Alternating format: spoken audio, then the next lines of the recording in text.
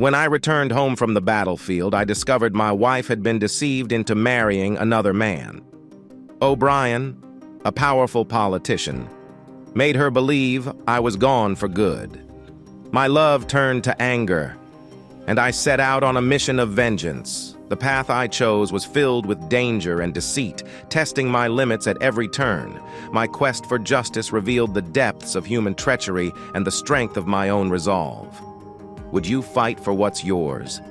This is my story. Enjoy watching it. I hated O'Brien. The jerk came over in 52, right after the Great Hunger ended. By 63, he had gotten all the mean Fenians in 5 points to follow him. They called him Boss O'Brien now. There wasn't a shady deal in the 6th Ward that he wasn't a part of. I was a 20-year-old cop back then. Molly and I had been married for a year and lived in a tiny tenement on Mulberry Street, right behind the church. Nobody in Lower Manhattan had to ask, which church? For us Irish, it was Transfiguration Catholic Church. Our place was cold in the winter and boiling hot in the summer. But we loved each other, and that was enough. Molly was the light of my life. She had a beautiful face with high cheekbones, a long Irish nose, and full lips. But her thick, copper-colored hair and laughing eyes were her best features. She was always happy and smiling, and she liked everyone she met. She was the prettiest girl in all of 5 points. And she was mine. She worked hard, doing laundry for Myrtle O'Byrne. Myrtle washed bed sheets for the rich folks. Molly didn't make much money, but she wanted to help. She was always loving and loyal. We were young and had our share of desires. The church said what we were doing was sinful. I didn't believe it. Nothing that felt so good and brought us close could be wrong. Father Flynn said he avoided sex. So what did he know about it anyway? Molly had a strong body, wide hips, and powerful legs. We would be together every night. Often, Molly started it. It was a nice way to end the day since she couldn't read and didn't have much else to do in the evenings. Most nights, she'd stand up, unlaced her dress, and let it fall. She wore just a petticoat under the dress. Her body was a sight to behold, and it always moved me. Then she would climb up to our bedroom loft. Her figure was wonderful to watch as she climbed the ladder. I'd be right behind her. Molly was different in the loft. She was cheerful everywhere else, but up there she was intense and eager. She wanted satisfaction and made sure to get it. Her family came from the Burren in County Clare, and those girls are all strong and relentless. She was a true daughter of Ireland, a powerful woman, built to work and have children. We didn't do anything fancy up there. There wasn't enough room for that. She would lay back, close her eyes, and open her legs. I would join her, and we would lose ourselves in the moment. She matched me in giving and taking. She never got tired, and our times together were long and full of passion. It always seemed like she craved those moments. One thing about Molly was her intense reactions. She assured me they were natural and enjoyable. It was unique to her, as the other men didn't talk about such things. I worked a patrol from the Franklin Street station near the Collect Pond. The route took me along Worth and Mulberry Streets. It paid a little extra since Mulberry was the border between the Dead Rabbits and the Bowery Boys. The Rabbits were Irish toughs working for Tammany, and the boys were muscle for the nativists called the Know-Nothings. Tammany took in every Irishman they could find, while the nativists wanted us shipped back to Ireland. Fights between them were common, and we cops had to break them up. The nativists got to New York first and didn't want to share. Saloons had signs saying, "No dogs or Irishmen," and they meant it. They thought we Irish couldn't control our drinking and fighting. They might have a point, but their bias was pure ignorance. We Irish worked hard, doing jobs others wouldn't. One day, Michael O'Doul shot Bill Poole, and our chief, Schwartzwalder, sent 7 of us to catch him. The chief was German, which I found odd since the station was full of Irish cops. Maybe it was because he spoke better English. When we got to O'Doul's place, O'Brien was standing in the doorway. It was clear he was showing off for the Fenians and the other Irishmen hanging around. I was the newest, so Sergeant O'Toole did the talking. He said, "Now don't give us any trouble, Shamus.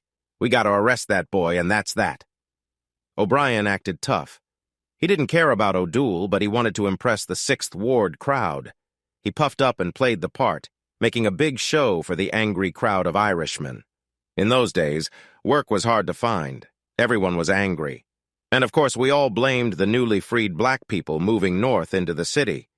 None of us Irish ever thought that alcohol had anything to do with the trouble.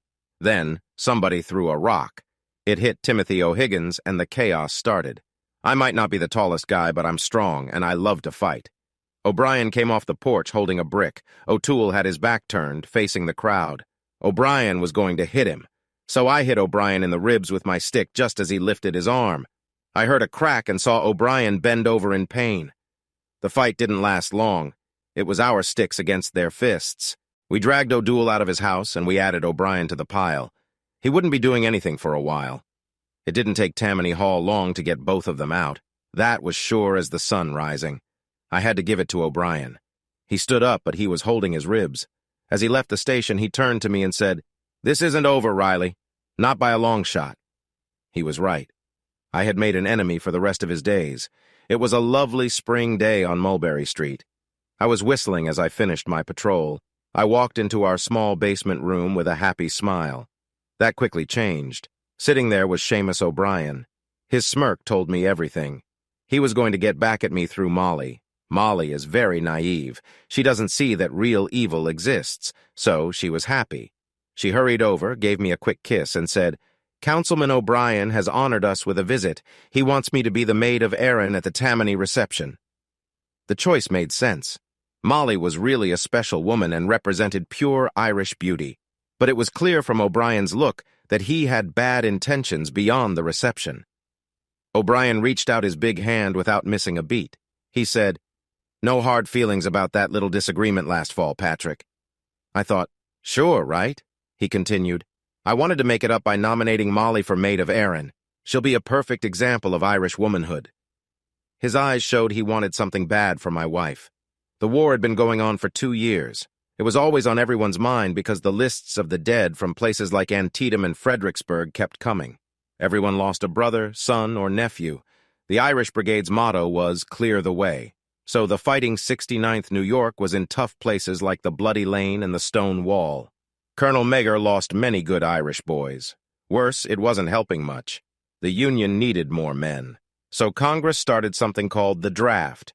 The Enrollment Act, as they called it, meant you could be forced into Lincoln's army. Any healthy man between 20 and 35 was on that list. Of course, they wrapped it in the American flag. It might have made every boy feel patriotic, but the rich people bought their way out. It cost $300. That left only the Germans and U.S. Irish. Monday, July 13th was a hot, clear day. We expected trouble.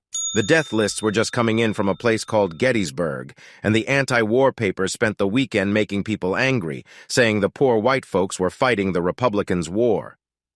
We coppers were guarding the platform in front of the Provost Marshal's office up on 44th Street.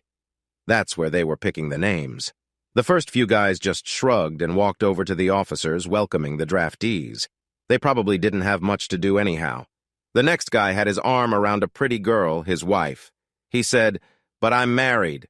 Someone from the stage said, "Doesn't matter, that's your name and you're going." Both the man and his wife started crying. The guards dragged him off, with his wife holding onto his arm. It was sad. The crowd began to grumble. Then they called the next name. I heard, "Patrick Timothy Riley." There were many Rileys in New York, and most were named Pat. Then I heard that same annoying voice say, "That's him, boys." I turned to see who said that. It was O'Brien. The sneer on his face said it all. I thought of Molly's beautiful face and felt a deep fear. I said, "Wait, I'm married too, and I'm a cop. You can't take me." O'Brien said mockingly, "Yes, we can and we will. Grab him, boys." With that, 4 men in blue grabbed me out of the police line and started dragging me toward the other unlucky ones. It was between O'Brien and me now. My first instinct is always to fight, and I am stronger than most people. I shook off the 2 soldiers holding my arms, pushed the other 2 to the ground, and started toward O'Brien. I shouted, "You won't get away with this, O'Brien! Where are the rich folk? You're betraying the Irish, O'Brien! How much did they pay you?" The coward was hiding behind the chief of police. At that point, a group of soldiers caught up with me. The punch to my stomach knocked the wind out of me. The sap knocked me out cold, but I saw the first bricks and stones begin to fly. Somehow, I'd started the New York draft riot. The riot lasted 2 days. A lot of the city burned, many people were hurt, and about 100 were killed. I didn't know any of this because I was chained up and taken to Camp Astor on Rikers Island. My Irish temper was raging, and they kept the chains on until they threw me into a cell. I spent a week in the dark. They fed me once a day. All I could think about was my Molly and what would happen to her. Shamus O'Brien was also on my mind. I planned to survive so I could kill him. Finally, the door opened, and 2 big soldiers with sergeant stripes dragged me out. By then, I was as weak as a kitten, so they had no trouble. A couple of men in fancy clothes looked at me while I hung between the 2 soldiers. One of them was a neat-looking man in a military uniform. He was brown-haired and clean-shaven. He looked smart, unlike the other guy. I knew the other guy. His name was Jenkins, and he was the provost marshal. The uniformed man inspected me like he was buying a horse. He said, "I saw what you did at the draft meeting. I hear from your chief that you're a pretty good fighter." I replied, "Let go of me and you'll find out." The uniformed man laughed loudly and said, "He'll do. We need men who can fight." The 2 sergeants marched me to a table. There was a paper on it. Jenkins said, "Make your mark on it." I said, "I can write." The uniformed man looked surprised. Jenkins said, "Okay, Spud, sign it then." I said, "Not until these 2 let go of me." Jenkins said, "Release the prisoner." The second they did, I lunged at Jenkins but stopped when I felt a sword point at my belly. The uniformed man was holding it. He looked very calm as he said, "Sign the paper." I knew signing meant I'd be stuck for a long time. I wouldn't be able to protect Molly if I did, but they'd kill me if I didn't. A little voice in my head said, "Live to fight another day, Patty." So I signed. The uniformed man, whose name was Merritt, said, "Take Mr. Riley to the cars and chain him up there. He has an appointment in Buffalo, and I want him to keep it." He knew I'd jump off the train if I wasn't chained. So I rode all the way to Buffalo in a boxcar carrying boots and other Army gear.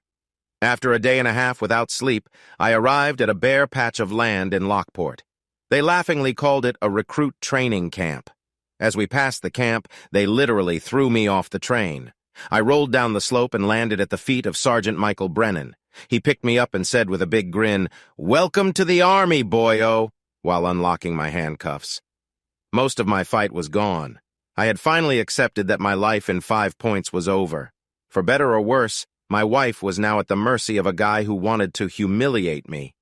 Thinking of ways to kill him was the only thing keeping me going. I grieved for Molly. She couldn't write. So we weren't going to exchange any love letters. None of my friends could read or write either. So I had to give up on my old life. I might as well have been on the moon as far as she was concerned. I hoped she was all right. I feared she wasn't. I'm one tough Irishman, but I cried a lot in the dark hours of the night. It was so unfair. I told God he could forget about seeing me at the pearly gates. Any deity that would let this happen was no friend of mine. I kept going because I knew there would be vengeance at the end of my path.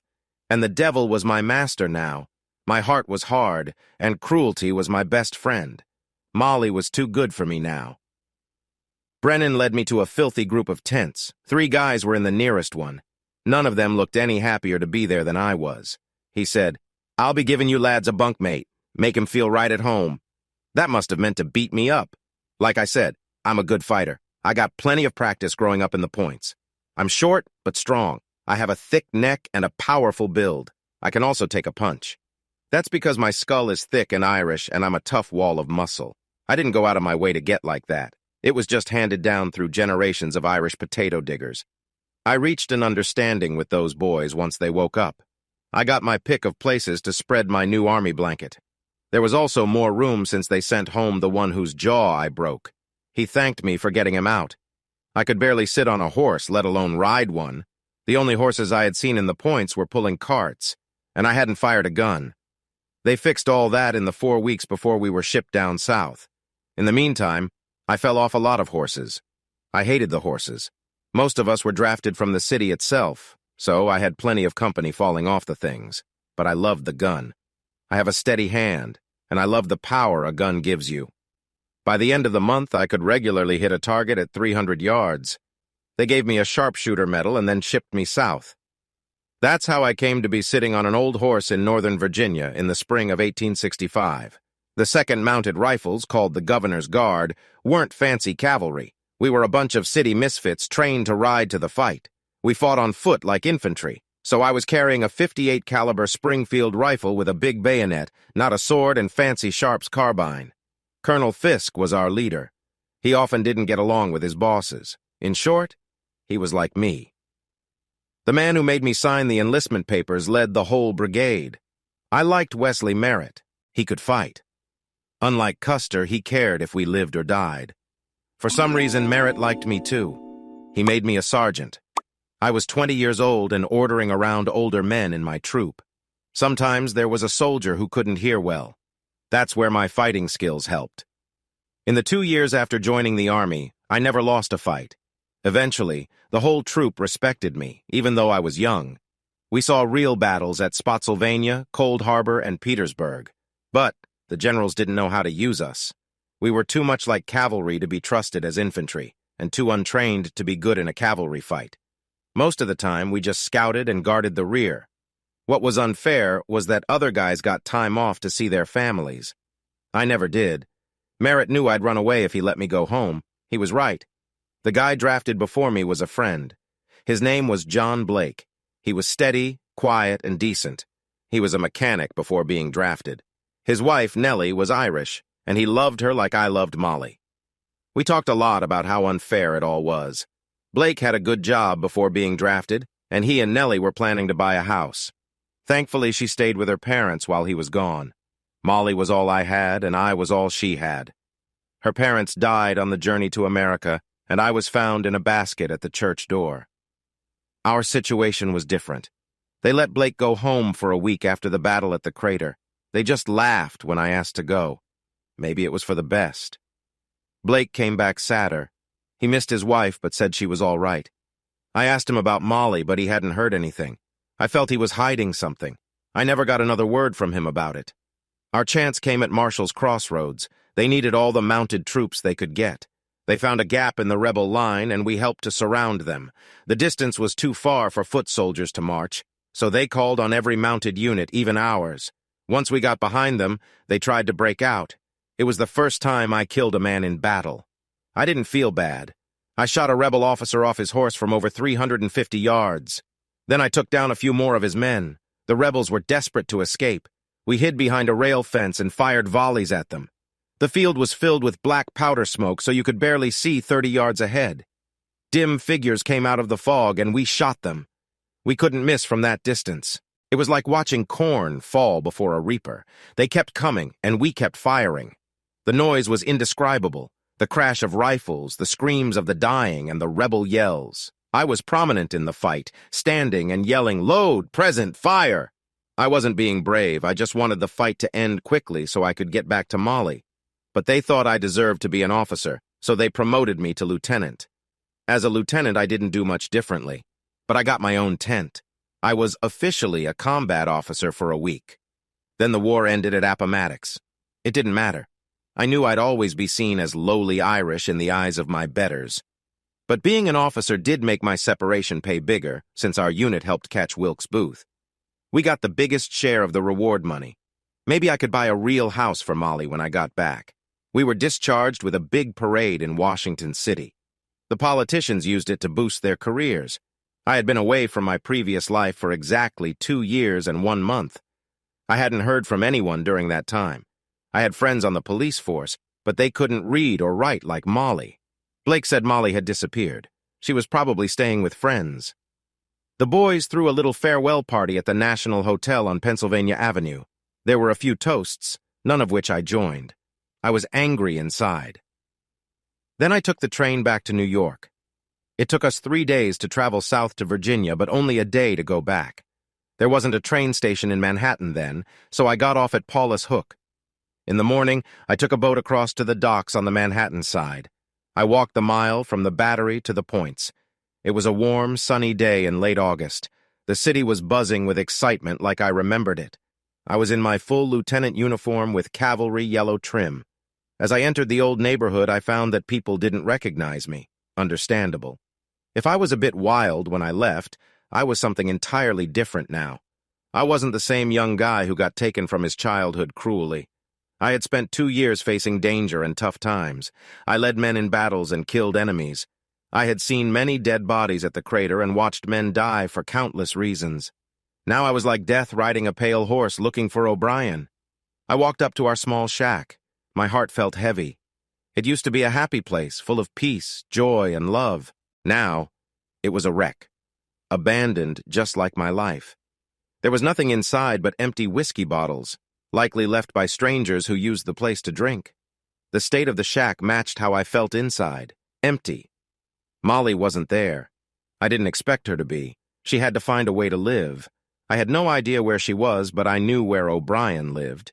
He had a nice house on Broadway near Washington Square. It was late afternoon when I got to his doorstep. I could have handled my business right then.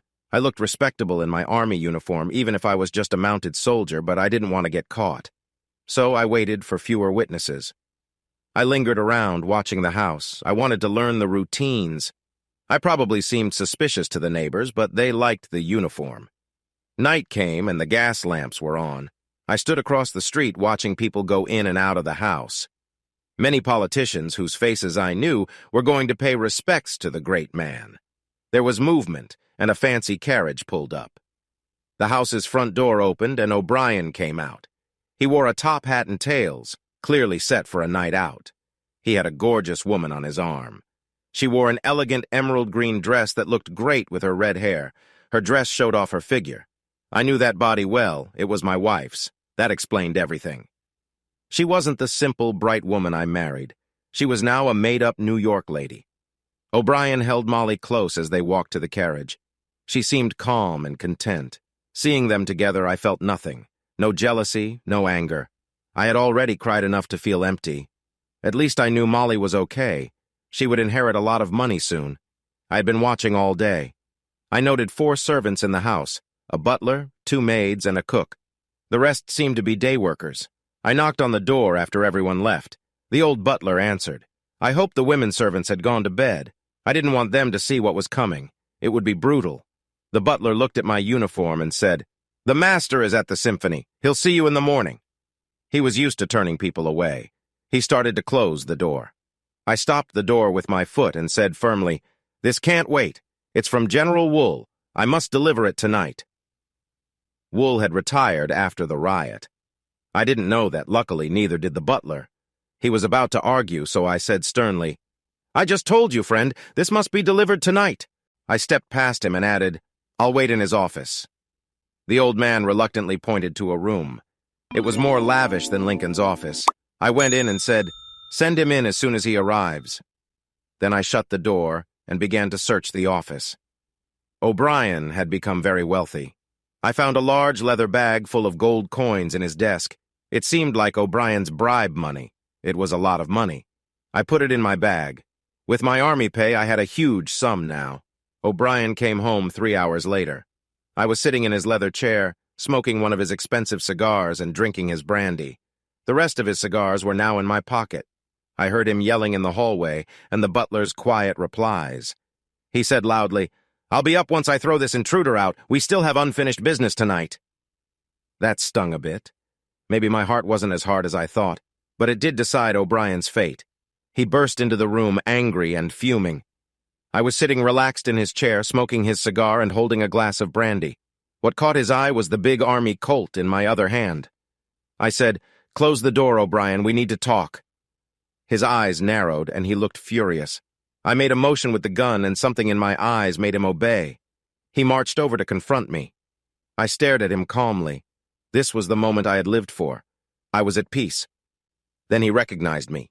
His eyes bugged out, and his face was full of fear. He slumped in a chair and said, trying to calm me down, Now, don't do something you'll regret, Pat." I said, "And what could that be, Shamus? Do you think I'll regret killing the man who sent me off to die and then stole my wife?" He replied smoothly, "Now, Pat, you know it was just one of those things. You hurt me, I hurt you. It's all over now. We're even. We can shake hands and walk away." That was a joke.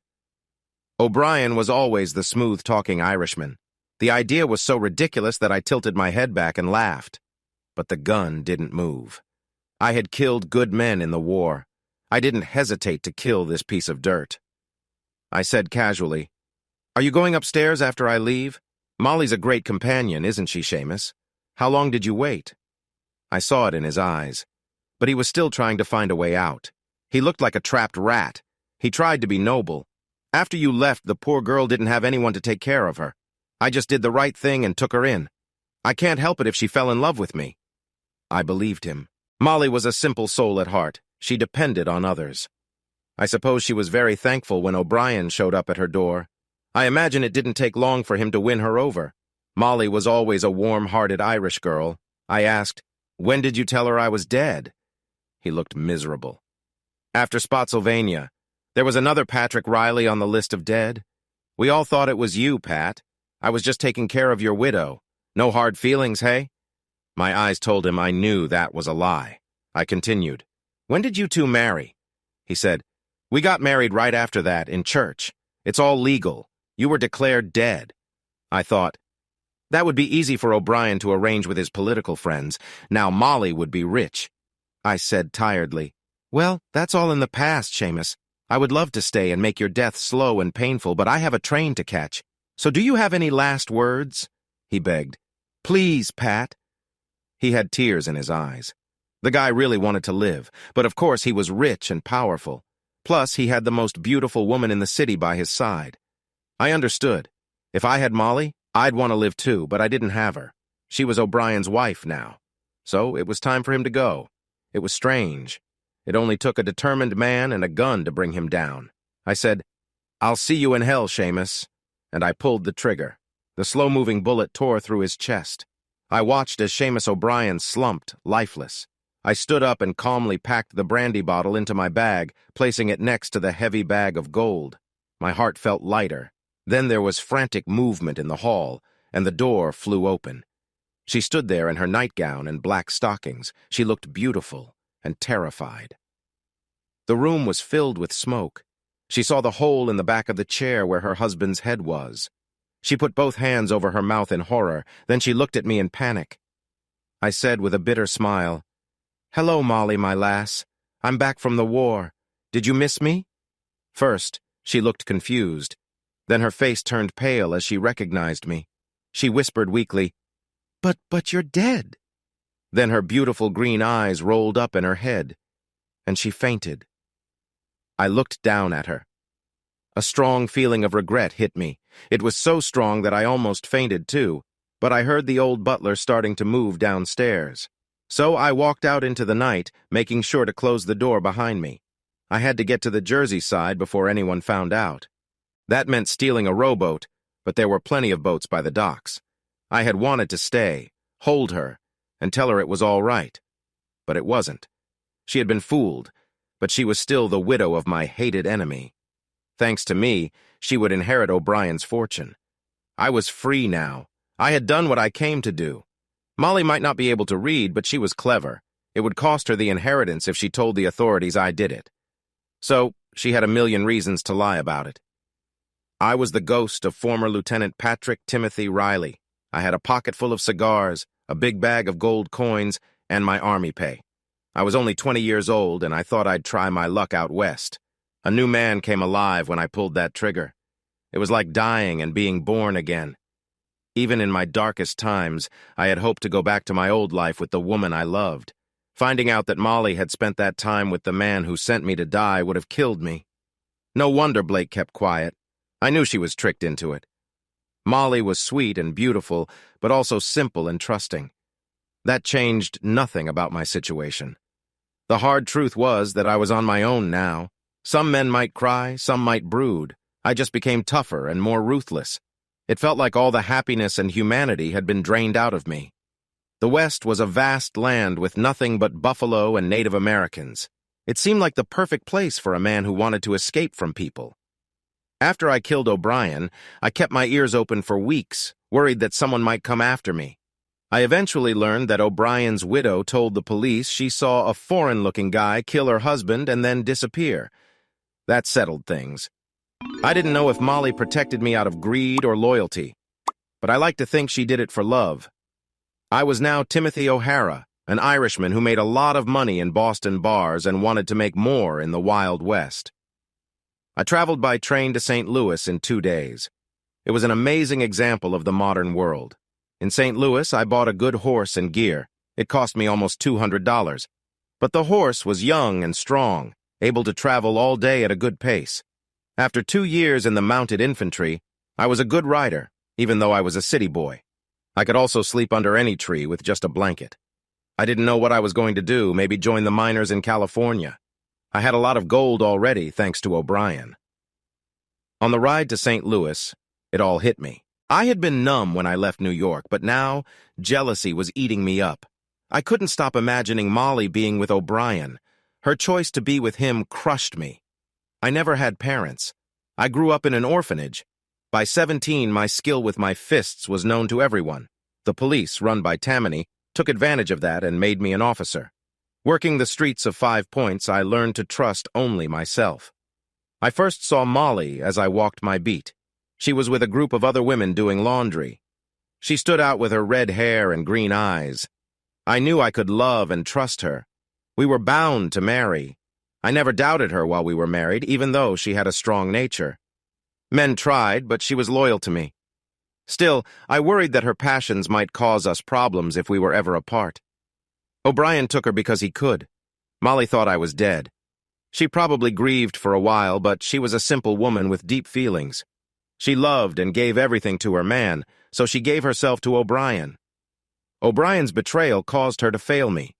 He was a dishonest man who took advantage of her as soon as he killed me. It should have been easy to forgive her, but I couldn't.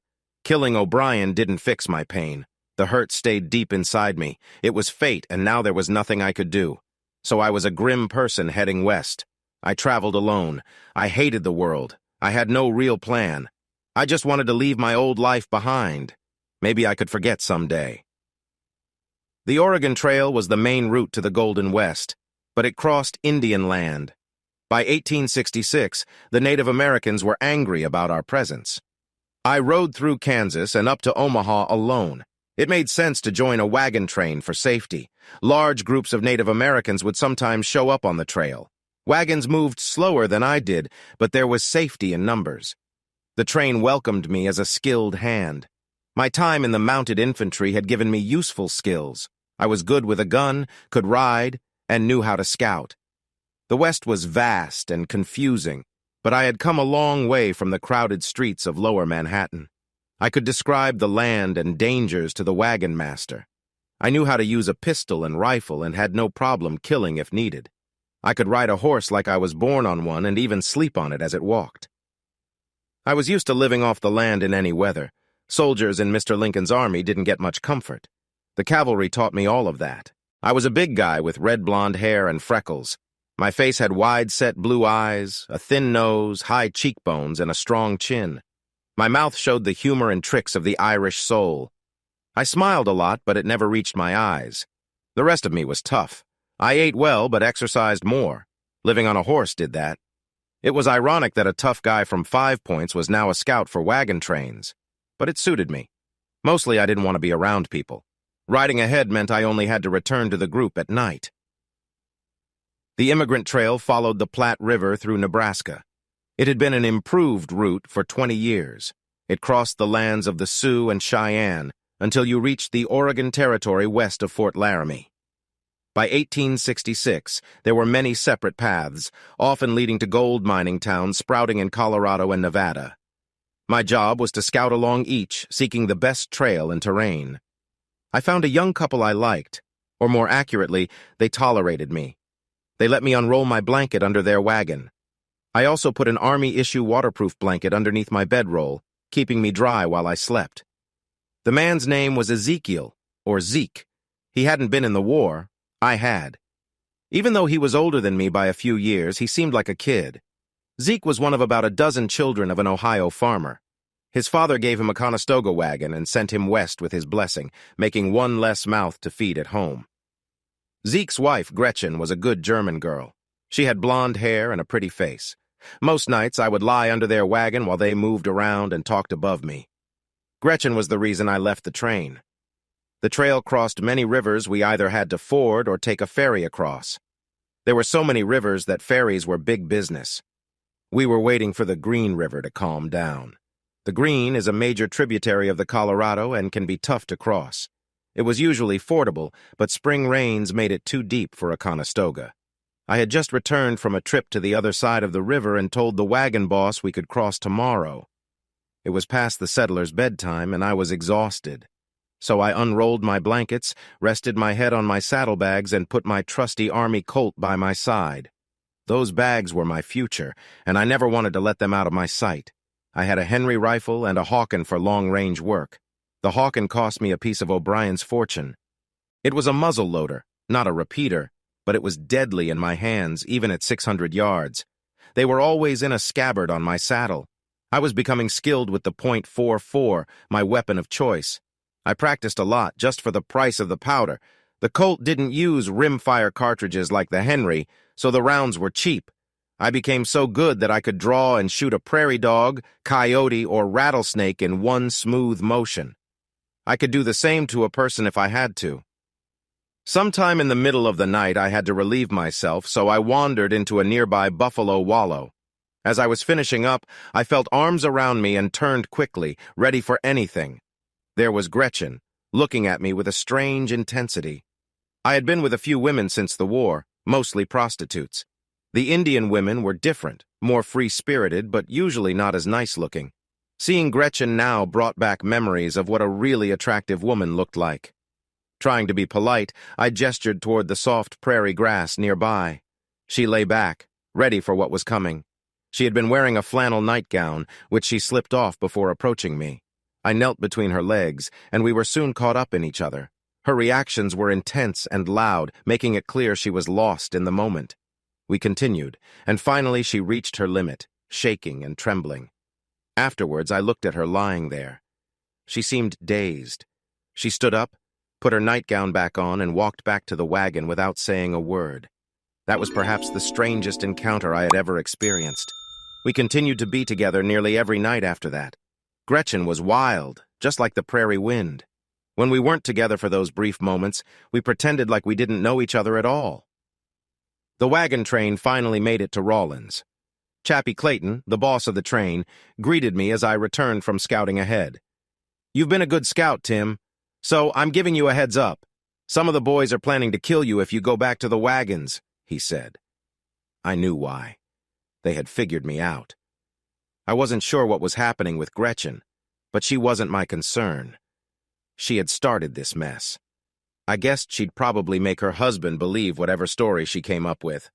Without a word, I tipped my hat, turned my horse, and said, "Thanks for the warning, Chappie." Then I rode off towards the Yellowstone country. For the next few months, I traveled up the Yellowstone River.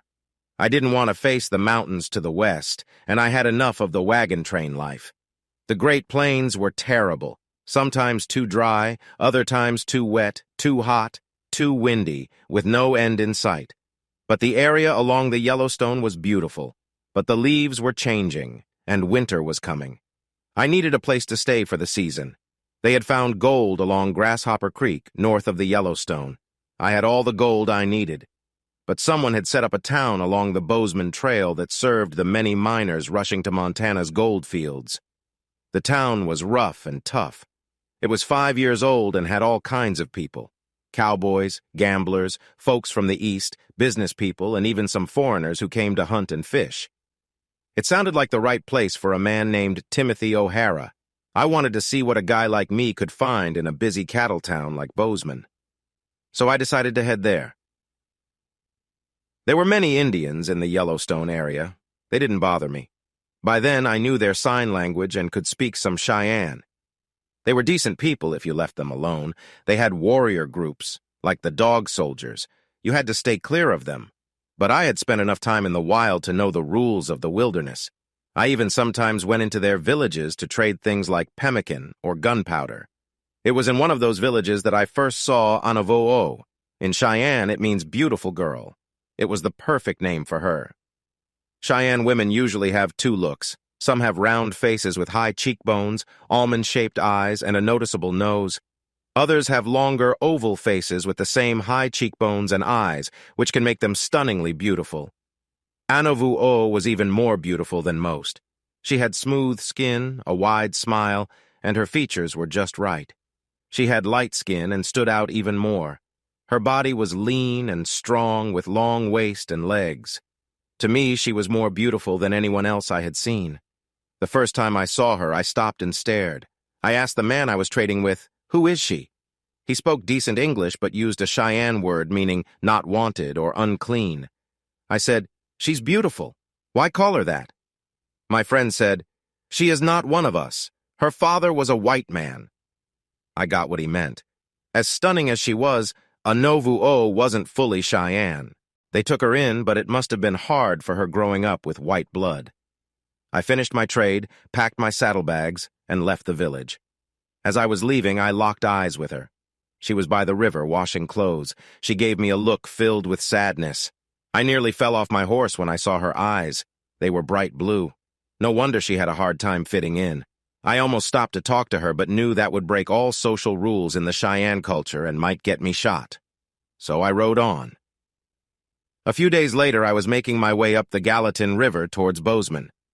It was a perfect fall day in the high country. The leaves were colorful and the air was crisp. Geese flew overhead, and winter was in the air. I had just started along the riverbank when I heard a noise across the river, in a stand of trees. There was a struggle, and then a woman's cry. I quickly rode across the shallow river and into the trees.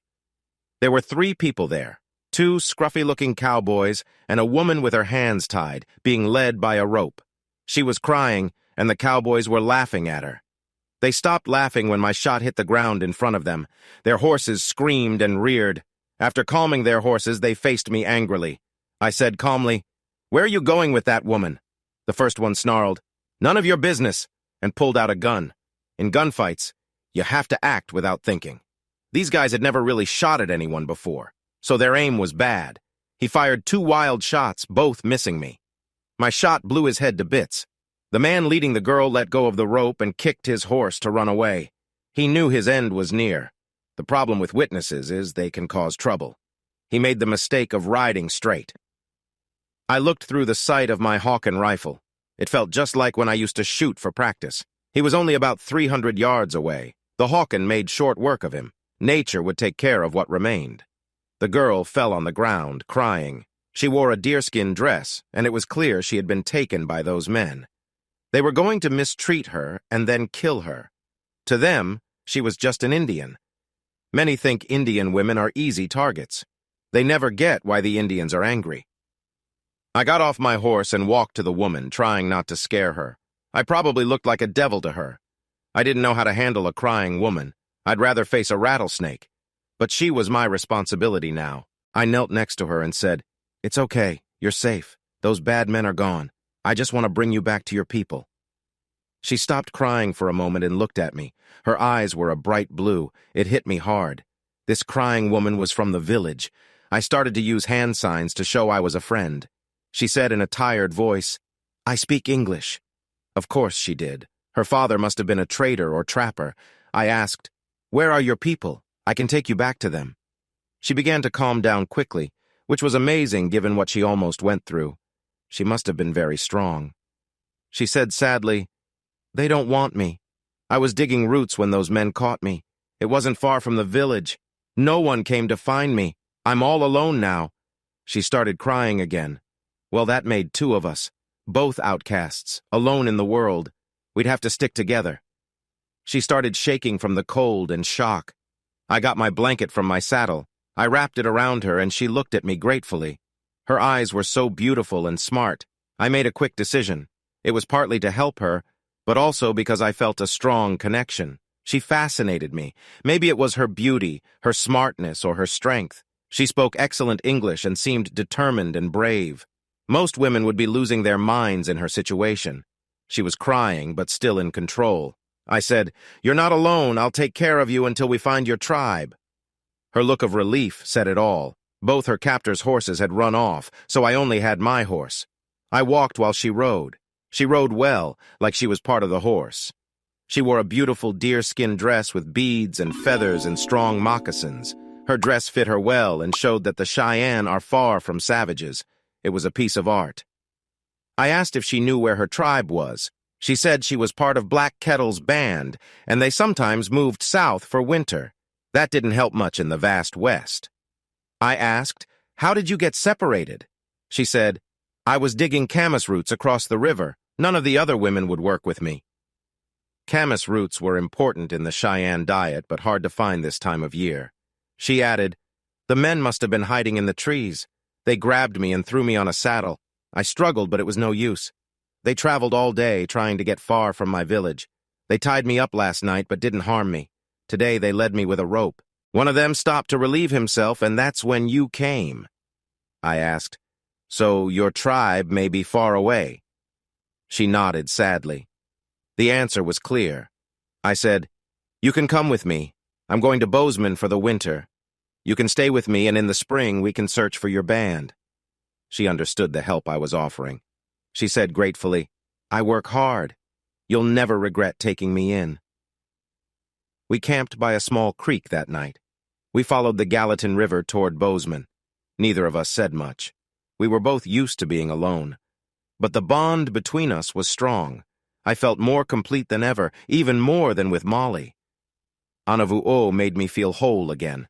She looked at me from across the fire, her eyes shining. Her face and eyes left me speechless. She was light-skinned for an Indian. Of course, the Caucasian blood she was so ashamed of would have its influence.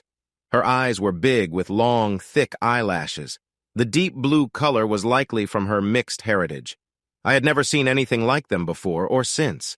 Her hair was thick and soft. She wore it in a pigtail that reached down to her bottom.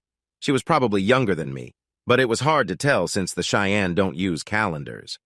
Her body was beautifully shaped, full where it should be and slender everywhere else. The way she moved reminded me of the balance and grace of a big mountain cat. I asked, "What are you thinking about?" She replied, "I was just thinking how noble and handsome you look." I laughed and said, "You don't have to flatter me. I'll take care of you anyway." She looked angry and said, "I will always be honest with you. I will work hard for you. You will never regret my being with you." Well, there it was. She was declaring herself mine. To a Cheyenne, that meant I would feed and protect her. In return, she would serve me with her life. Any intimacy was part of this service. I had been with women before, both white and Indian, and of course, Mrs. Schmidt. So why didn't I take a Novuo right then? Her situation was different. I felt deep affection for her, and that scared me. In less than a day, she had gotten past all my defenses and was now deep in my heart. I have no idea how a girl from an Indian tribe and an Irish guy from Lower Manhattan could bond like we did, but I felt closer to Anov than I had ever felt with Molly. If you want to call it love at first sight, then so be it. There was more than just a physical attraction. If we got together, it would be because of love. I had loved only one woman before Molly, and that ended very badly. I lost her to fate and an evil man.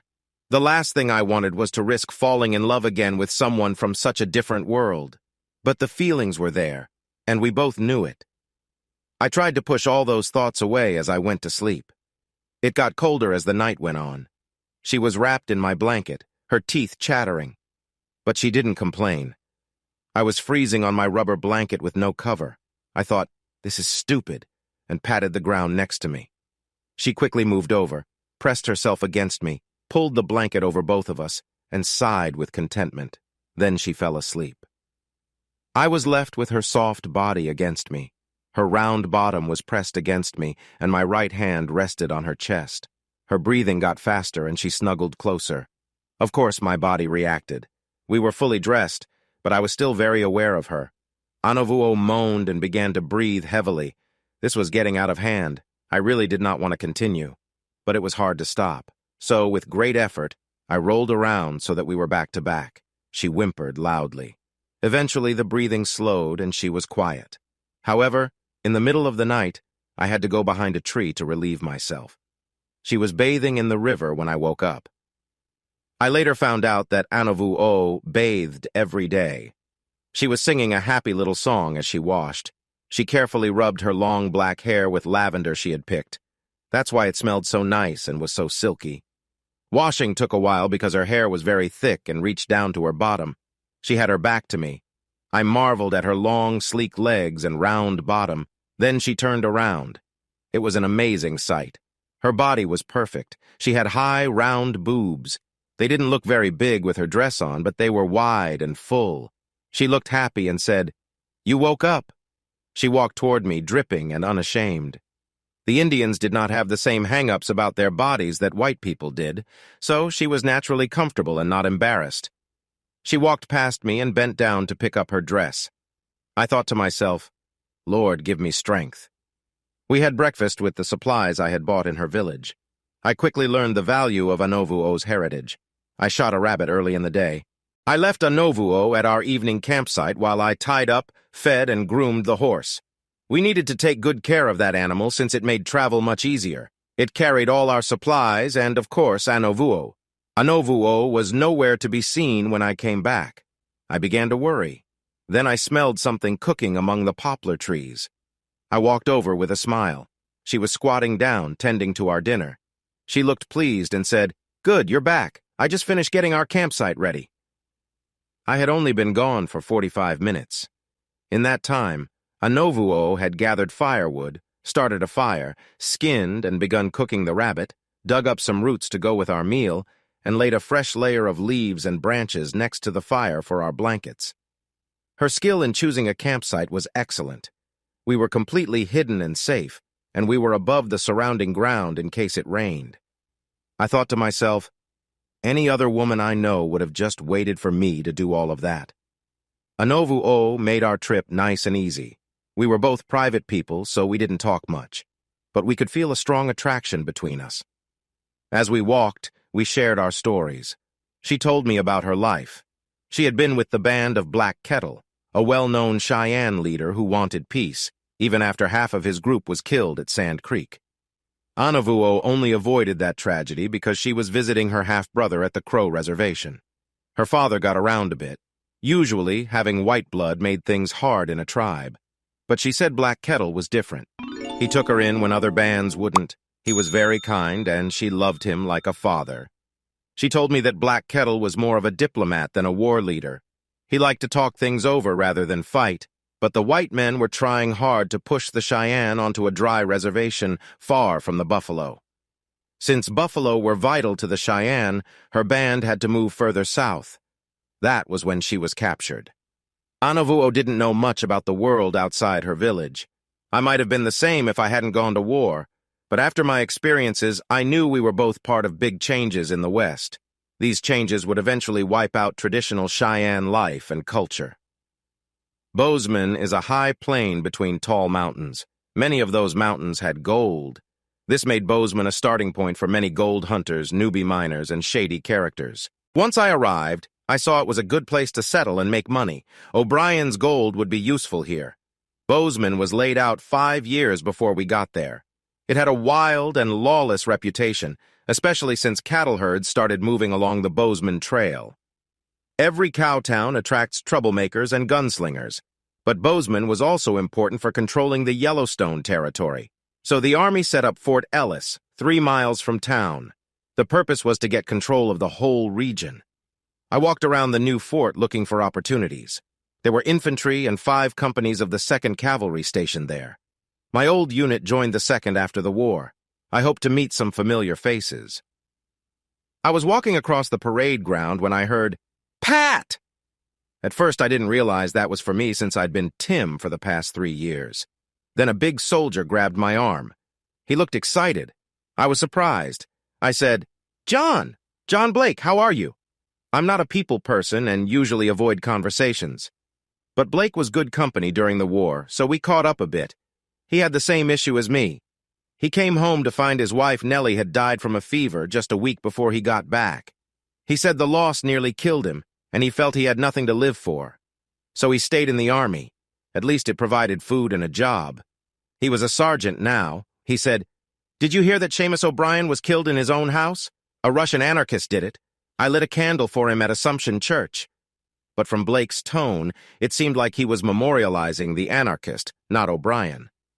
Blake added, "They gave all his money to his wife, Molly O'Brien. Funny, I thought she was your wife?" I put my arm around his shoulder and said, "She still is, but I'm officially dead. I've done better with the new one. She makes Molly look like a fish seller." We parted ways, but Blake gave me an idea. He told me there were no vendors at the fort. I had a lot of cash to buy food and supplies. If I could get Colonel Brackett to let me sell to his men, I could double O'Brien's money. I might need to give a little gold to make it happen, but I was confident. I thought about it as I rode back to find Anov. I could buy a big wagon from an immigrant. Some people turned back when they saw the high mountains or just settled where they were. I could stock it with things soldiers would want and bring it to the fort gates. Having been a soldier, I knew what would sell to the cavalry. My only problem would be getting the supplies. But there was regular river traffic up and down the Yellowstone, and I could ship things on the steamboat far west, which brought goods for the army. Meanwhile, Anov was visiting the Cheyenne camp near the fort. The Indians were there, hoping the army would protect them from local white settlers. The settlers wanted any excuse to drive the Cheyenne away, seeing them as outsiders. The army's attitude wasn't much better. They saw all Indians as enemies. But politics back in Washington meant the army had to do its duty.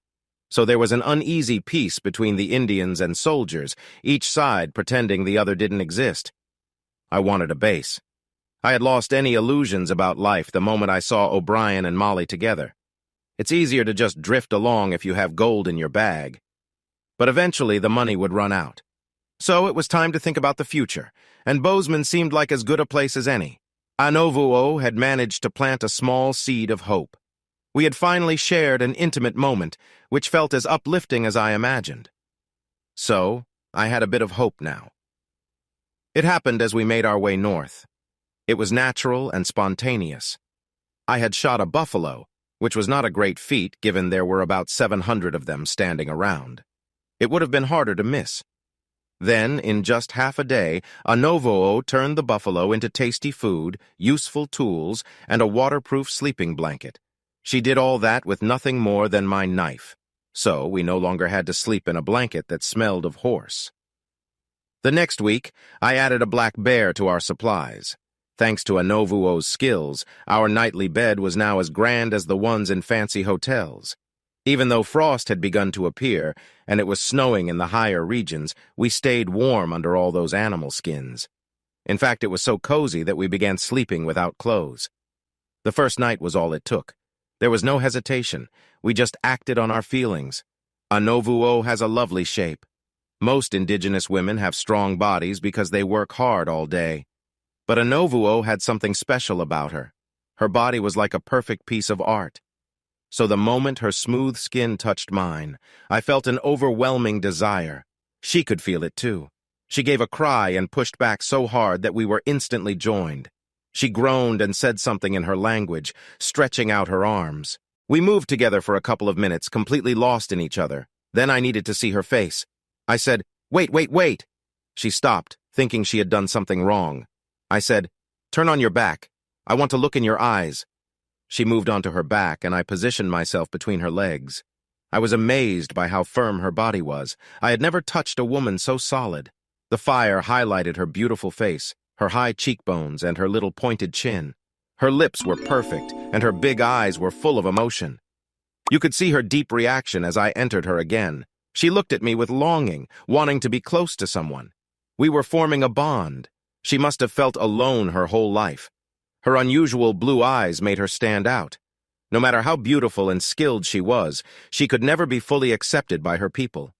She must have tried hard to fit in, doing all the things a Cheyenne woman should do to please her tribe. She must have worked harder than the rest, been more attentive to her elders, obedient and responsive to the men in her life. But there was always a feeling that she wasn't quite enough. I understood what she was feeling. To everyone else, I was Irish scum. They showed it in how they treated me. To the snobs, I was a drunk and troublemaker, lazy and unreliable, no matter how sober I was or how hard I worked. They were happy to use my strength to keep themselves safe, but they didn't want me in their neighborhoods or bars. Some guys made it big, but they weren't going to get invitations to fancy parties. So I knew what unfair bias felt like. Anov's soul was wide open to me. I felt nothing but tenderness and care. I sensed her eagerness to please just one man, and I instinctively knew I could trust her with my heart. She might be from a different world with different life experiences, but we were fundamentally the same. She would always be my other half, and she would never betray me. All of that came to me in a flash. just as her eyes clouded and then rolled slowly back. Anovuo was raised in a culture that celebrated nature. She wasn't constrained by the strict moral rules of my culture, so she expressed herself very openly. She was driven by the need to please both me and herself. She looked at me with the same love and said, "I've been looking for you my whole life. I finally found you. I will have your children and take care of you. I will never leave your side." So, the Irishman and the Indian woman were joined forever under the bright stars of the high plains. Their promise was as strong as any made in front of the Pope, and the mountains, pine trees, and endless sky were a grander stage than St. Peter's. We stayed in the Cheyenne village for the winter because I didn't want to stay in Boseman. This decision was influenced by an incident that happened the day after we arrived. The Cheyenne welcomed us for the night. Being kind to strangers is part of their culture. But we needed another horse, so Anovuo and I went to town to buy one. The stable was just a small shed and a corral. They had a herd of horses there, most of which were spare horses from cattle drives. I found a good-looking chestnut horse. It was big, healthy, and fairly young. I went in to ask how much it cost. An older man was sitting on a barrel talking to two other men who might have been his sons. They were all dirty and unshaven. I asked, "How much for the chestnut?" The man looked at Anovuo with pure hatred and said, "Get that woman out of here. We don't allow her kind in this place." My Irish temper flared, but I needed a horse. So I looked around at the shabby stable and said calmly, "I'll give you $50 in gold for it, saddle and all." The man got off the barrel, and the other two men stepped up beside him. He said, "We don't sell to Indians or people who like Indians." I took out the bag of gold pieces I had and said, "Good, then we have a deal," and tossed it at him. He grabbed it by reflex. The sale was made, so I punched him hard in the stomach. He let out a loud, "Ooh!" As he doubled over, I brought an uppercut to his chin. I heard a crack, and he fell backward. He lay there, looking knocked out. The other two men just stood there, shocked. I pulled out my gun and said, "Now, which one of you wants to write me up a bill of sale?" They quickly agreed to get me out of there. I was glad to leave that town behind. I didn't need anyone in my life but Anovuo. Leaving those rude people was no trouble at all. I bought some canvas at the fort, and a few of the Cheyenne helped set up a teepee. Anovuo made it warm and comfortable for the winter. The snow came, and we became part of village life. For the first time in 4 years, I was happy and content, living with the woman I loved. Anovuo took care of me as lovingly as any woman could, and our time together was amazing. Anovuo's beauty made her the talk of the Cheyenne camp. Sometimes a warrior would come by to ask how much I wanted for her. It was funny. The Cheyenne didn't understand Western ideas about marriage and cheating. In fact, it was kind to offer your wife to an overnight guest. I never feared losing Anovuo. She was devoted to me, and I was devoted to her. So, despite the customs, we were committed to each other. Anovuo got very worried if I left her alone. I think that was because her life had been hard growing up. She was afraid I would leave her for a white woman, but that was ridiculous. Anovuo was the sweetest, smartest, and most beautiful woman I had ever known, of any race, so we were rarely apart. But I remember an incident that winter. It showed her complete dedication to me. I had gone into town to finish buying a wagon and team. When I came back, I saw Anovuo and a brave having a heated discussion. I didn't have to speak Cheyenne to see what was happening. He tried to do something common in that village, spend a winter afternoon with her. She, however, was trying to defend herself with my Bowie knife. I arrived just as she was reaching for the Sharps rifle. The poor guy just wanted to make peace. I explained that to her, but she was still furious. "He tried to be forceful with me. I told him I was your wife and that only you had the right to my body. He said I was acting like a white woman." She loaded the Sharps and shouted, "I told him I didn't care about white people or Indians. I was going to kill him." I laughed and took the rifle from her. Anovuo was still ranting like an angry wildcat. She looked so brave and full of spirit. I waved at the guy to go away. He ran off. Then I took my fearless and beautiful wife into our home to help her calm down. We talked through her anger until she felt better. She had so much passion and energy. Colonel Brackett and a few of his men finally came by to discuss the incident at the corral. I showed them the bill of sale, proving I had paid fairly for the horse. I said that the man had insulted my wife, so what did they expect? I mentioned my service with the mounted rifles. Then I offered the colonel 100 of O'Brien's gold coins to let me set up a shop at the fort.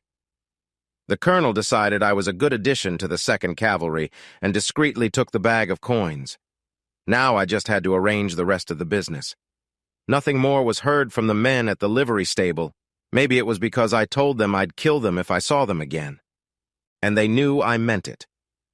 The Great Northern Railway had a connection to Bismarck, and supplies came from there up the Yellowstone River to Fort Ellis. So it was just a matter of making the right contacts in Chicago and Minneapolis, and I was in business. The only dark cloud was the news that in the previous November, Custer attacked Black Kettle's village on the Washita River in Indian Territory. He used cannons and his entire regiment to kill all 250 residents. I had never served under Custer, thank God. He didn't care about his men, just that he got good newspaper mentions.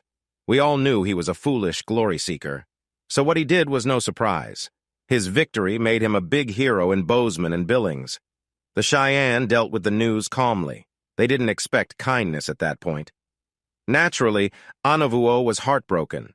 Even though it had happened months earlier and far away, Black Kettle had been like a father to her. For 3 days, she did all the Indian mourning rituals. She painted her face with red and ashes, fasted, and sang sad songs in a small teepee, which she built to show her grief. She prayed to the Great Spirit at sunrise and sunset each day. I didn't comment or interfere, nor did any of the other Cheyenne. They knew this was personal for Anov, her father, and the Great Spirit. After 3 days, she looked worn out. She slept for almost a day and a half after that.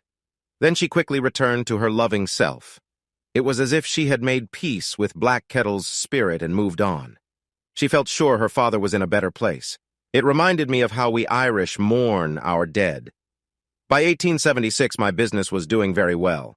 I built a store inside Fort Ellis and another at Fort Parker. The money from the business enabled me to construct a large, strong log house on 300 acres of land I bought near Pitcher Creek. It was about 10 miles east of the fort towards the Yellowstone. I wasn't planning to farm the land. I just wanted space between us and our neighbors. I needed the space because, in those 8 short years, the love of my life had given me 1 healthy boy and 2 beautiful, spirited girls. We baptized them at the little Catholic church that had sprung up in Livingston, where the Great West docked. There were many Irish moving west, and a lot of them worked for me in my business. Father McCarthy married us. I wanted to ensure that my fortune would go to my partner and helpmate in case anything happened to me. A small fee convinced him that marrying a white man and an Indian woman was fine. The fact that he hesitated made me think he hadn't read the Bible. John 7:24 and Galatians 3:28 are very clear about what God thinks about skin color. We gave our children Christian names, but each of them also had a spirit animal and a name given by the Cheyenne priest of Maheo. We didn't want to lose their ties to that culture either. Anov was a devoted mother and a superb wife. She made it her duty to fulfill all my needs. She denied me nothing. Every night she was there for me. More importantly, her wisdom and advice were the foundation of our family. Her beauty was famous in the area. So we sometimes had visitors. I wasn't as foolish as some of those men thought. I knew they came to see if the stories were true and maybe try their luck with the shopkeeper's wife. But Anov was smart. She used her looks and charm to help grow our business. It wasn't like she didn't know what was going on. Indian women learn about men early on, and unlike Molly, Anov didn't have any false ideas about how men think. She was kind to everyone, but never let anyone cross the line. She was smart in handling situations where things could go wrong. I didn't need to say anything about it. It was completely her choice and understanding. And except for one situation, I never had a reason to get really angry. There was this one man who just wouldn't leave Anov alone. His name was Sutton, an Indian agent from back east. He had gone to college and acted like he was better than everyone else. He thought that since Anov was Cheyenne and I was just an Irishman, we should be happy to have his attention. But he was just a bother.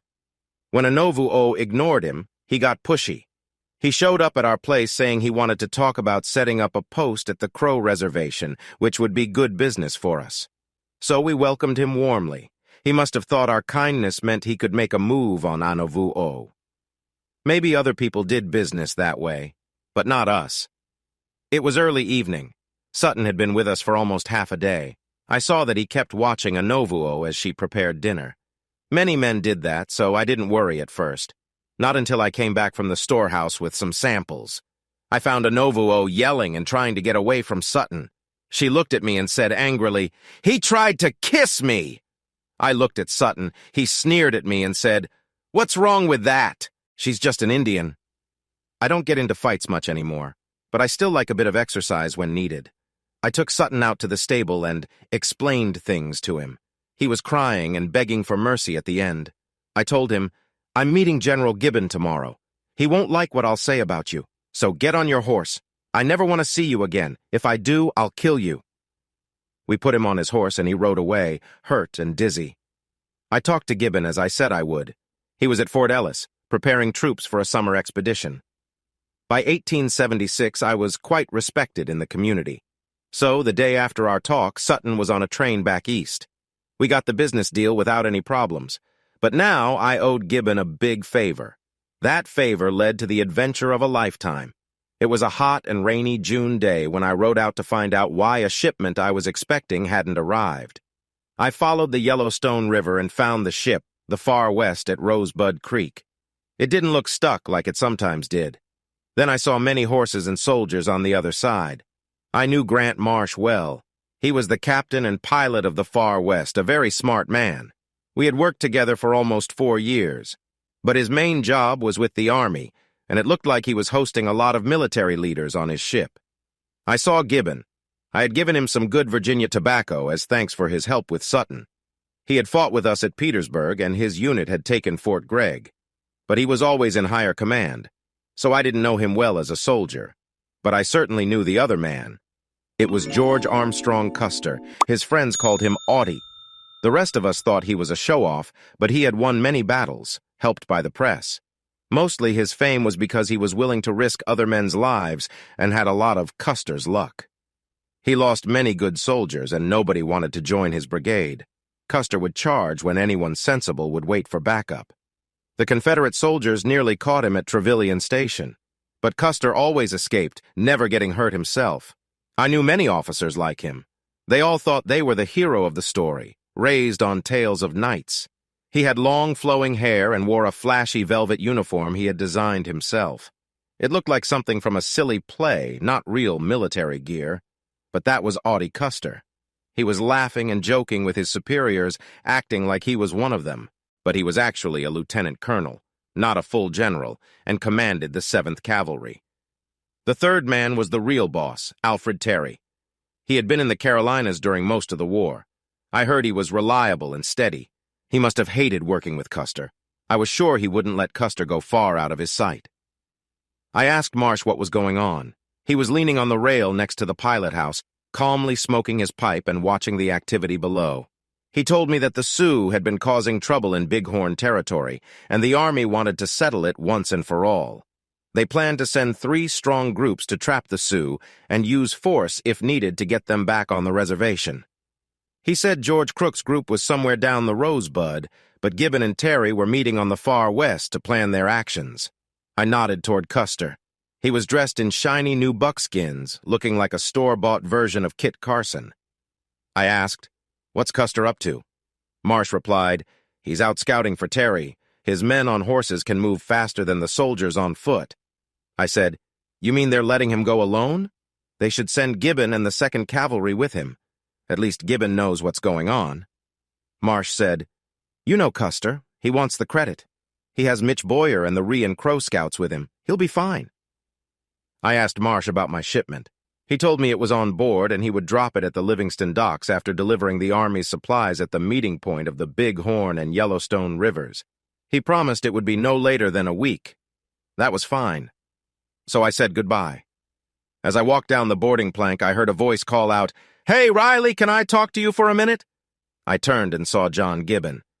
I knew I owed him a favor, and I couldn't ignore the top military man in Montana.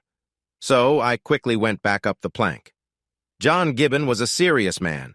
He kept his hair short, unlike the rest of us, but he had the thickest mustache I'd ever seen. He said, "You know this land well, right?" I said, yes, my wife's Cheyenne, and I've been trading at Fort Ellis and Fort Parker and on the Sioux and Crow reservations for the past 5 years. Why do you ask? Gibbon gave me a sharp look and said, I need you to do something for me. It will repay the favor I did for you with Sutton. I'm sending Custer up the Rosebud to meet Crook.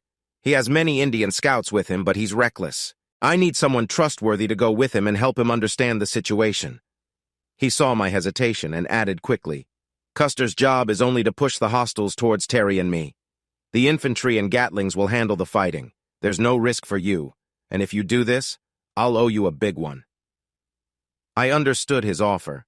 Every fort in Montana would be open to me. I thought it over. Anov expected me back tomorrow, the 24th of June. I asked Gibbon, how long will you need me with him? Gibbon thought for a moment and said, we'll rejoin him on the 25th, or no later than the 26th, so 3 days should do. It wasn't long for such a big reward. I thought more. I saw some Indians on the riverbank. One looked like a young Crow. Anov speaks Crow, so I told Gibbon, I'll go, but only if that boy can take a message to my wife. The boy was the son of one of the Crow scouts. Both spoke some English. I gave him a note for Anov and a gold coin, which was a lot, but I wanted him to deliver it. Custer wouldn't leave until he'd paraded his entire 7th Cavalry past the generals. Like I said, he liked to show off. Then all 600 of us headed down the Rosebud whistling Gary Owen, while Terry and Gibbon took their infantry towards the Bighorn. Gibbon made sure Custer knew who I was and told him to listen to me, so I ended up at the back of the column with others Custer didn't care to hear. I didn't mind, since I would make good money for just a 3-day trip. I rode with a cold-eyed man named Benteen and Miles Keogh, who was truly Irish. Both hated Custer deeply, as did Custer's second-in-command, Marcus Reno. Naturally, Custer had followers. Yates, Weir, Calhoun, and his brother Tom always stayed close to him. He even had a newspaper reporter named Kellogg with him. I hadn't been with the group for half a day, and I could see we would be in real trouble if we fought. Half the leaders wanted Custer dead. So, naturally, trouble found us. The scouts came back early the next day to report a big Indian camp in the next river basin west, in the valley of the Little Bighorn. Moving there was against what Terry had told Custer to do. He was supposed to scout the Rosebud, not chase after possible enemies in a different valley. If Custer had followed Terry's orders, he would have met up with Crook. Things would have been different. But that wasn't Custer's style. He smelled glory and headed west. We spent the whole day moving over hills, looking for Indians. It was hot and dry in the high plains, and most of us were ready to drop. I thought Gibbon owed me a big favor for all the trouble. It was a waste of time. Custer never acknowledged me, so I was useless to him, and his followers laughed whenever I said anything. Boyer was friendly because we knew each other from this area. He said Custer wanted to do to the village we were chasing what he did to Black Kettle's village. Total destruction. On the night of the 24th, we camped southeast of the Little Bighorn Valley while Custer and the scouts checked things out. He came back full of himself. There was a big village by the river. It looked like all the Sioux might be there. If Custer had thought about what that meant, he might still be with us today. But thinking wasn't his strong suit. After dinner, the officers had a meeting. I joined to see what was happening. All of Custer's close group wanted to attack the next morning. They were scared the Indians would get away if they didn't act soon. I said, "Didn't Terry tell you to push the Indians towards him, not attack on your own?" Reno and Benteen nodded quickly. Everyone looked at me angrily. Custer smirked. "We've got them where we want them, and I'm not letting them escape. Terry's too slow. They'll get away if we wait for him." His group all nodded in agreement. What Custer really wanted was all the fame. I heard him mutter, "If we beat them tomorrow, I can still announce my victory at the big celebration in Philadelphia." So that was it. He was rushing things because he wanted to start his political career at the 100-year celebration of the country. We were attacking tomorrow so he could catch a train back east on time. My temper flared. I said, "This isn't the Washita, Audie. There won't be old men, women, and children down there. There will be Sioux and Cheyenne warriors, and a lot of them." Custer and his group laughed like it was a joke. He said, "Indians won't fight cavalry. They'll run when they see us. I'm more afraid of them running away than fighting us." Then he got a cunning look and whispered, That's why we're going to take their women and children first. They'll fight if we have their families. I thought, this guy has no clue. He only knows how to fight powerless villages. Going after families of the Lakota or Cheyenne will make their warriors crazy. I said, you haven't seen Lakota Akisita or Cheyenne dog soldiers fight. I have.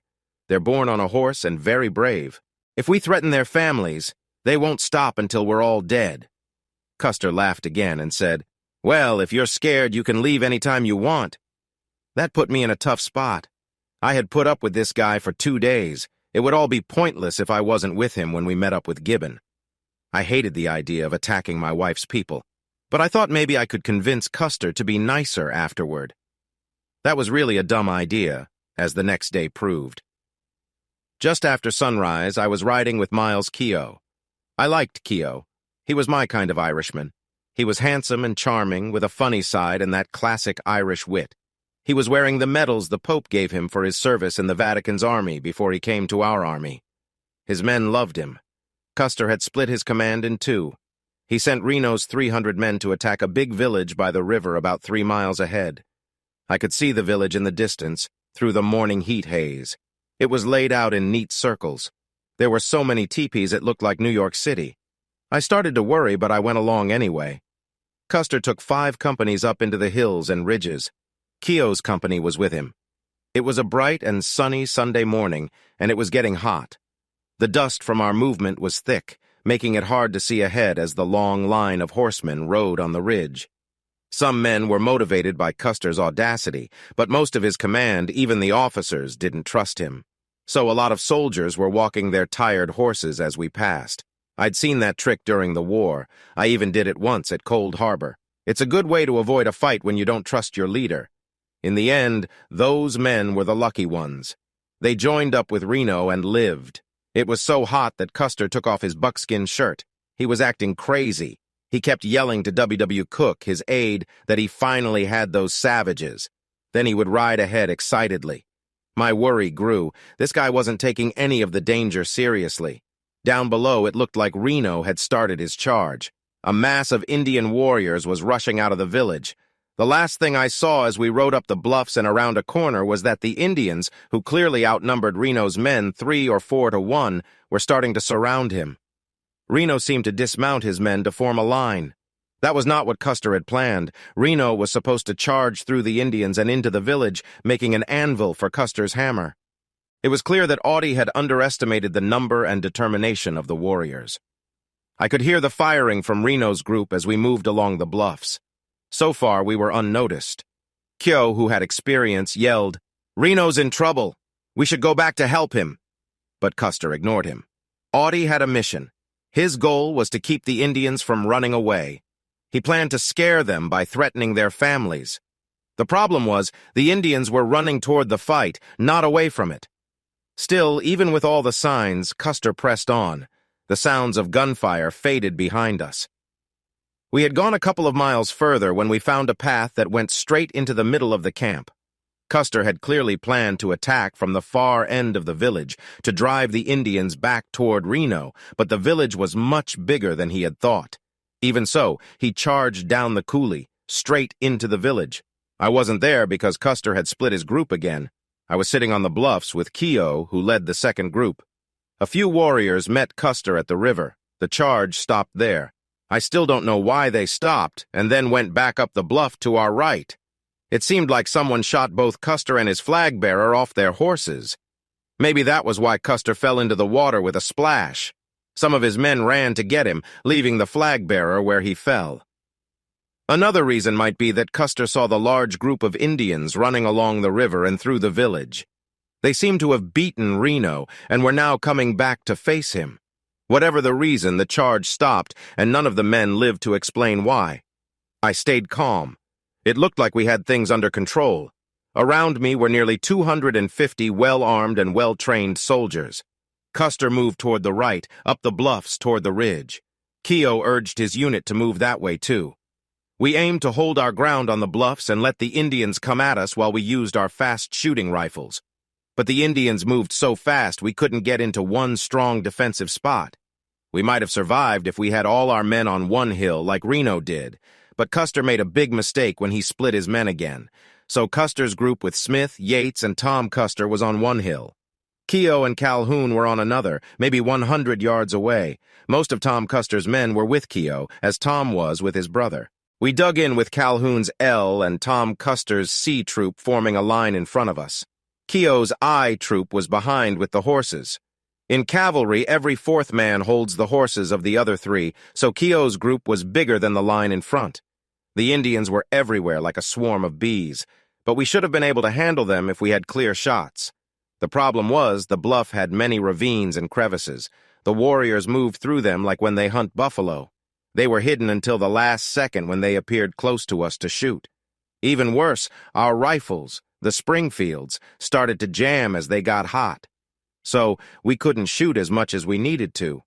The Indians seemed to have better rifles, Sharps and Henrys, which were longer ranged and fired faster. Calhoun's men, led by handsome Jim Calhoun, fired a couple of strong volleys.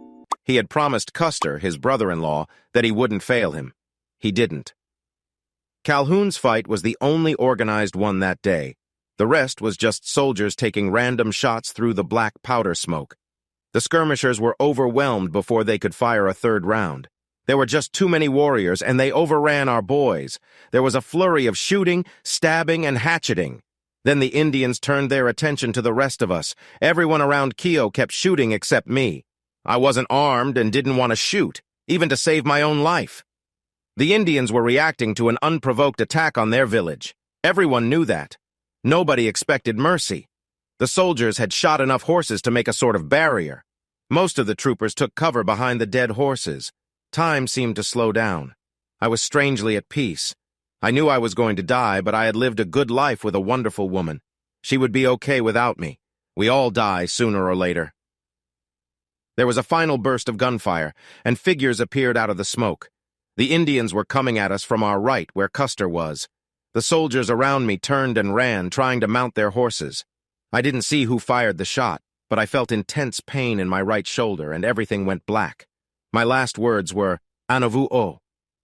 I woke up to a familiar voice shouting something in Cheyenne. There was still chaos around me, and my shoulder hurt badly, but I was alive, lying on the grass where I had fallen. Someone stood protectively over me. It was a woman, and she shouted warnings to anyone who came too close. The firing had lessened to occasional shots. All you could hear were the cries of the wounded and the occasional hoon. When a Sioux makes that noise, someone has died. I heard Anovu's voice say in English, "Lie still, my love. The warriors are calming down and leaving. We'll get you help soon." I was confused. The last thing I remembered was fighting what seemed like every Indian in the world. Now I was with my dear wife. I had no idea what had happened or why she was there. It was pretty clear that Custer and all his men were dead, but why was I still alive, and how had Anov come here? She was wearing her beautiful deerskin dress instead of the stylish linen dresses she usually wore. I understood she wore that dress so the Indians would see her as one of them. It allowed her to move freely among them. A couple of Indians appeared, and I expected them to finish me off. Anov seemed to be asking about what was going on. Whatever they said seemed fine because Anov said something back, and they crouched with their rifles like they were guarding us. I was surprised to see that it was the kid I paid to take the note to Anov and his father. Anov tore open my shirt to check my wound. It hurt, but it wasn't bleeding much. It seemed there was no major damage. She took out some things from a pouch and started to treat it with ground willow leaves, moss, and long strips of soft deer hide. She had used those things before, and they worked wonders on wounds. Suddenly, I felt much better. As she worked, she explained she had gotten my note. Every Cheyenne in the Montana Territory knew the annual Sundance was held in the Bighorn country. All the tribes would be there. Their Sundance is like the Christian Easter. So she also knew I was heading into a very dangerous situation. She thought I would reach the big camp sooner or later. Otherwise, there would be no problem. So, she got the two braves to ride with her up the Little Bighorn. They rode hard, covering almost 90 miles from our home to where we were in just 2 days. They arrived just as the fight started. Without a second thought, Anov rode through the village, jumped off her horse at the river, and ran up the hill with the attacking warriors, straight into the cavalry's guns. It was the bravest act of loyalty I'd ever seen. Her bravery saved my life. It was clear who was going to win the fight at that point, so she rushed to find me before the finishing blows started. The warriors were walking around shooting any wounded soldiers, and the Indian women were busy killing and mutilating the ones the warriors didn't shoot. Custer had indeed stirred up trouble, and the Indians were furious. I would have been the target of that anger if it weren't for my brave wife. She stood over me like a mother bear protecting her cubs. Anov had a long knife at her waist and a Colt .45 in each hand. She would chase off any brave who came near us, yelling threats in Cheyenne, Sioux, and Arapaho. The entire fight, from start to finish, took no more than an hour. Suddenly, the place was as quiet as death. All the warriors had moved upstream where there was a lot of gunfire, which must have been Reno. Only a few women were left, chatting as if they were doing chores and stripping the dead soldiers. Anovuo and her helpers got me on a horse. There were plenty of cavalry horses still around. Then we rode off to the east, out of that deadly valley, and looped north toward home. Nobody paid us any attention. I asked Anovuo why she did such a crazy thing. I said, "You had no idea where I was or what was going to happen. For all you knew, I might ride in tomorrow and wonder where you went." She looked at me with her smart blue eyes and said, "Would you do the same for me?" She was right, of course. I said, "If I thought you were in danger, I would go through anything to find you, but how did you know I was in trouble? And how did you find me?" She said, "Your note said you were going down the Rosebud with Custer. I knew he'd find this camp. It's our main gathering of the year. It didn't take a fortune-teller to see this would be the outcome if Custer attacked." She gestured back toward the scene of the massacre. She looked at me with complete confidence and said, "So I knew you were in danger." She added calmly, "I also knew you might have left Custer before anything happened, but you're stubborn and keep your word, so I figured I'd find you where you were." I said, still puzzled, "But I was with 250 other men." She said, like it was obvious, "You think I wouldn't recognize my man? I saw you before I even got to the river. You were the only one on the ridge in a top hat and frock coat." She laughed and added, "You didn't look very military." She was right. I had been in my business clothes when I went with Custer. I probably stood out like a bright bird among plain ones. She added lightly, "Of course, getting to you was tricky with all the shooting, and it got smoky from the guns. But I knew where you were, and I wasn't going to stop until I reached you." She added strongly, "I knew what my people would do to every soldier up there, and I wasn't going to let that happen to you." I thought to myself, this is what true love looks like. We rode home, just the two of us. That was how it had always been, and it is how it will always be. A man and a woman living together, both caring for the other no matter what. It didn't matter that we came from different worlds. What mattered was that we loved each other in this one, and true love between two people is the key to a happy life. Epilogue. So that, my friends, is how I became the sole survivor of what the stories call Custer's last stand. Nobody else lived to tell the tale, and I wasn't going to share it either. My only aim was to live a quiet, private life with the woman I loved. The last thing I wanted was to be swamped by people asking me to tell my story. The world has changed since 1876. The Plains Indians are gone. We've fought bigger wars. Roads and railways have replaced the old wagon tracks. Charles Lindbergh has flown from New York to Paris. I rode down from Billings to the greasy grass in one of those new cars. It only took a few hours. I found Keogh's marker. It showed where he fell. Keogh is buried in the east. The marker was just where I remembered it. I was beside him when I got hurt. I still feel the pain even now at 86. There's a much bigger marker over on Last Stand Hill. It's close to where Custer was found. I'm pretty sure he'd like that. I remembered where the big village was. Looking down the hill to the Crow Reservation, I could still see it in my mind. The weather was hot and dry as the day had happened. The sound of the Indians' yells, the shouts and cries of the dying soldiers, and the crash of the guns still seemed to echo there, at least for an old man like me. It was quiet on that hill, just the wind. It was getting dark. I turned and walked slowly down the back of the hill to my grandson's car. The only people left in the dusty parking area were my grandson and his wife. It was where the 7th Cavalry kept their horses 54 years ago. My dear wife passed away a few weeks back. She died an honored and cherished elder of a big and loving family. We built that together. Now it's my turn. I just wanted one last visit to this place to remember our love forever. As the Indians say, today is a good day to die. And I don't want to live without her. I have no fear of turning into a spirit. My only wish is to join her, like she joined me on that fateful day at the greasy grass. Hey, audience! If you like this video and want to keep up with more thrilling stories, make sure to subscribe to Prince Cheating Tales and hit the notification bell. You don't want to miss out on our upcoming adventures. Thanks for watching, and we'll see you in the next wonderful story.